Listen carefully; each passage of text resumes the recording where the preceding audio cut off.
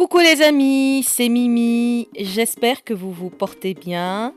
Alors, suite au vote lancé sur Instagram, Facebook ainsi que YouTube, donc il fallait voter entre les baguettes et les pains pita. Il s'agit donc d'une victoire du pain pita. Et voici donc la réalisation. Pour cette belle recette, j'ai 500 g de farine. On a 330 ml d'eau tiède. Ici, j'ai une cuillère à soupe de sucre, du sel et 7 g de levure boulangère sèche ou 21 g de levure boulangère fraîche. On y va, je vais donc dans mon robot, dans la cuve, verser la farine. Je fais un petit creux et je viens ajouter la levure boulangère. Donc 7 g. Moi, j'aime bien utiliser la sèche. Je vais ajouter la cuillère à soupe de sucre sur la levure. Et je vais mettre un petit peu d'eau. Et on va donc procéder à un levain qu'on va laisser donc poser 15 minutes. Donc on couvre juste d'un linge et on laisse 15 minutes. La levure va s'activer un peu plus. Et là, on va verser maintenant le reste de l'eau. Je prends mon crochet et je mets mon robot en marche. Voilà, et on va laisser pétrir à peu près 2 à 3 minutes, que la pâte se ramasse bien. Et là, je viens maintenant ajouter mon sel. Donc, il y a 5 g de sel. Voilà, ici, on a une pâte élastique, bien collante. On va maintenant la couvrir d'abord d'un papier film. Là, je me suis un petit peu précipitée. Et ensuite, on met un linge propre et on va laisser lever 1 heure. Voilà, après 1 heure. Donc, j'ai rectifié ici ma petite erreur. J'ai mis un papier film.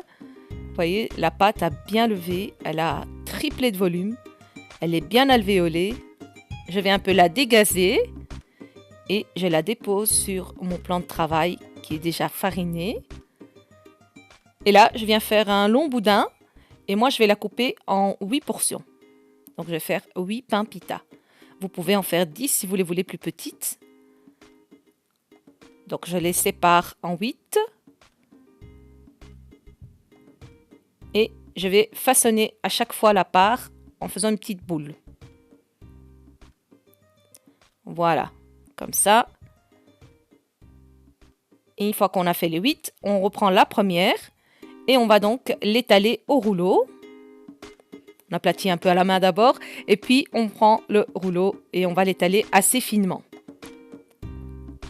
Le pain pita doit être très fin.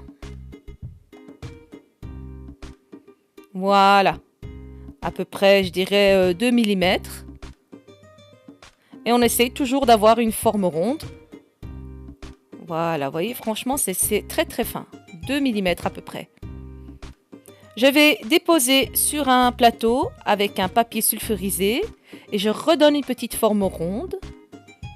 Et je vais vite faire un petit deuxième. Donc on essaye d'étaler de forme circulaire, donc en rond, en cercle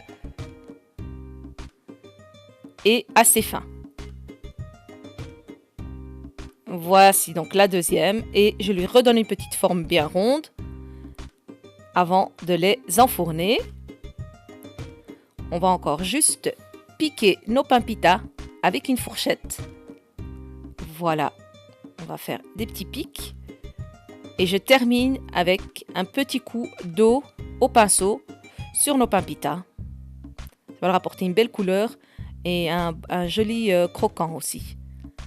Voilà, je vais les enfourner à 230 degrés pendant 7 à 8 minutes, pas plus. J'ai utilisé la chaleur tournante, mais je mets quand même mon plateau tout en bas du four. Et là, on va laisser donc la magie opérer. Voilà, après 7 à 8 minutes, le pain gonfle d'une manière énorme. C'est vraiment joli. Et il faut que le pain gonfle, sinon vous n'aurez pas de pain pita. Donc soit si ça ne gonfle pas, soit il y a un souci avec l'épaisseur du pain, soit le four n'est pas assez chaud. Enfin voilà, ça doit gonfler pour avoir donc ce résultat parfait. Une fois que nos pains pita sont cuits, ce qu'il faut faire, c'est les empiler les uns sur les autres. Comme ça, ils vont redescendre à chaque fois avec la chaleur du pain qu'on va déposer par-dessus.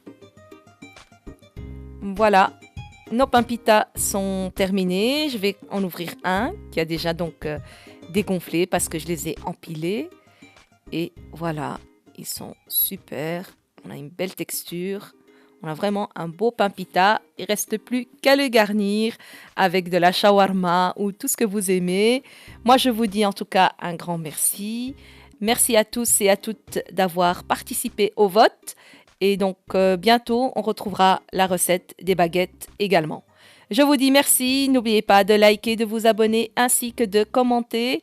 Je vous dis merci encore et à bientôt pour une nouvelle vidéo. Ciao, ciao!